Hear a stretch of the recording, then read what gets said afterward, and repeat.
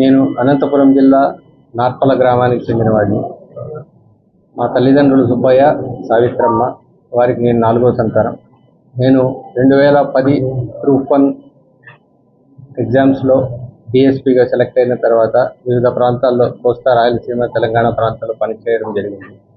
అందులో భాగంగా 2014 నుంచి 2017 వరకు కడప జిల్లా కడప టౌన్ సబ్ డివిజన్ అధికారిగా పనిచేయడం జరిగింది. దాదాపు 2 సంవత్సరాల 10 నెలల పాటు.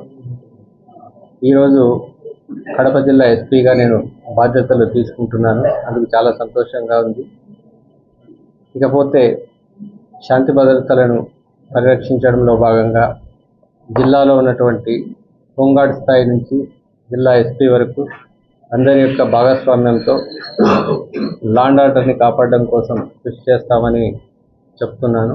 అదేవిధంగా మహిళలు, చిన్నపిల్లలు, అమ్మాయిలు వీరి విషయంలో జరిగే నేరాల పట్ల చాలా జాగరూకతతో ఉంటాము. అదేవిధంగా ఆ నేరాలు చేసే వారిని ఎట్టి పరిస్థితుల్లో ఉపేక్షించే ప్రసక్తే లేదని తెలియజేస్తా ఉన్నాను. జిల్లాలో ఉన్నటువంటి ప్రజలందరూ కూడా జిల్లా ఎస్పీ ఆఫీస్కి రావడంలో ఎలాంటి సంకోచానికి గురి కావాల్సినటువంటి అవసరం లేదు.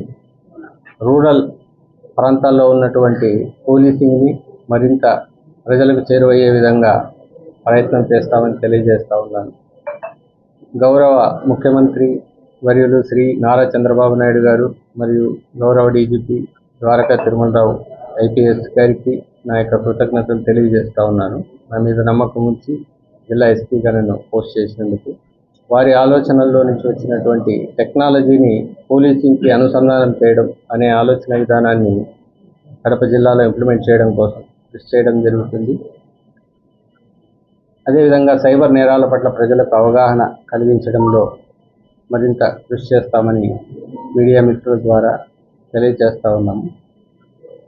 లా అండ్ ఆర్డర్ని కాపాడడంలో భాగంగా మీడియా మిత్రుల సహకారము ఇంతకుముందు ఎలాగా అందించడం జరిగిందో 14 నుంచి 17 మధ్యలో ఇప్పుడు కూడా అలాగే అందిస్తారనేసి ప్రజల భాగస్వామ్యాన్ని కోరుకుంటా ఉన్నాం. అదేవిధంగా ఇంటెలెక్చువల్స్ యొక్క భాగస్వామ్యాన్ని కూడా కోరుకుంటున్నాం.